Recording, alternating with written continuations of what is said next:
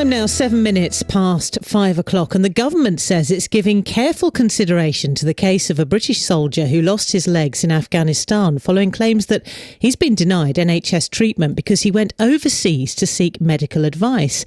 Now, the comments in Parliament came in response to this question from Crawley's Conservative MP, Henry Smith. My constituent, Sergeant Jay Baldwin, who served with distinction in Afghanistan and unfortunately in active service lost both of his legs, has apparently been denied further NHS treatment because he sought alternative medical advice in Australia.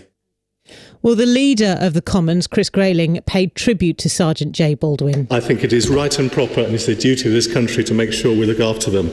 I know the circumstances he describes are very difficult ones because we do have tight rules within the NHS about these matters, but I also know that my colleagues in the Department of Health are well aware of the importance of this issue and are giving it careful consideration.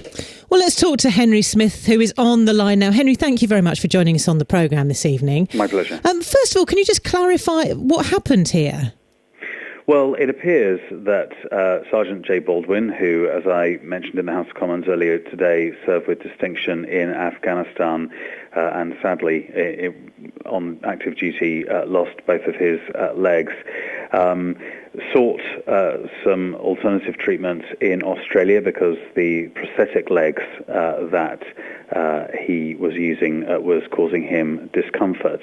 And when he came back to the NHS in this country to continue with treatment, it seems as though he has been denied that NHS treatment, and they're citing rules that say that if you get medical help elsewhere, then that doesn't necessarily mean that you can continue to be treated here. And those rules in some cases may well be valid, but I think for a veteran who has served our country and has significantly sacrificed for our country should certainly be exempt from what is a very unfortunate set of rules, and that's why I was pleased to raise it in Parliament today. So what happens now?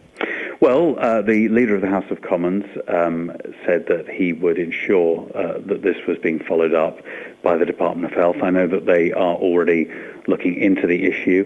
I will be making sure that they do indeed follow up. I will obviously give them a little bit of time to be able to fully investigate and come back to me, but this is an issue that I won't be letting go of.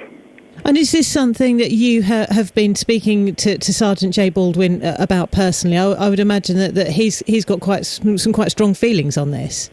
Well, yes, naturally. I've spoken to Sergeant Baldwin, and actually, you know, he's obviously upset at this situation, but he's very stoic and he's very calm, and that's a great tribute to the sort of character that he is.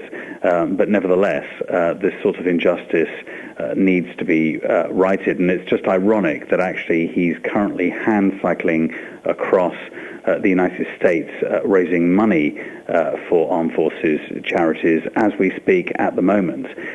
So this is somebody who is still actively serving in a sense of ensuring that our veterans get the best possible treatment.